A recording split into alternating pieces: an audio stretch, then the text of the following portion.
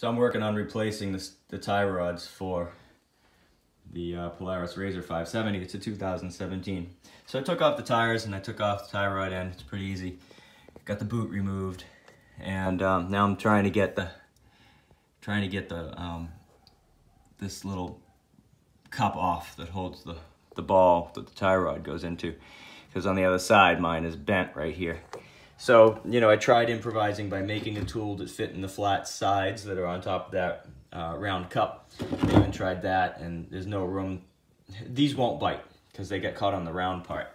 So what I did was I just attached vice grips to it and went down through the bottom A-arm, and I took a large socket and put it on the end of the vice grips to use that as leverage, just so I could clear my thumbs from, you know, impacting the A-arms. And I just put torque on it a little bit at a time till it broke free. And so I just got it off, and the vice grip speed it up pretty good, but you can see how there's some flats, and they don't give you much room to put anything in there. You do need a special tool for it, unless you improvise. But fortunately, I got a new set of Super ATVs, and they come with the new cup assembly. It's much heavier duty, and they give you a wrench side to put it on. So, big difference. I'm hoping I won't get that bend, and if I do, it'll be easier to replace. Okay, so guess what I figured out as I'm putting the Super ATVs tie rods on.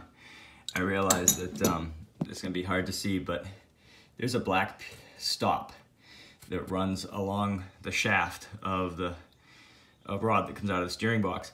This is mated up against the cup of the stock tie rod end, so it makes it impossible to get a wrench in this tiny groove, because it's like this much space. But if you actually can get this plastic piece, that's just a stop that rides on the shaft. So when the steering rod goes all the way in, that's a steering stop. Once you do that, you can't see it here really, but once you do that, you can go ahead and get a wrench in here to get that off. But the vice grips worked too.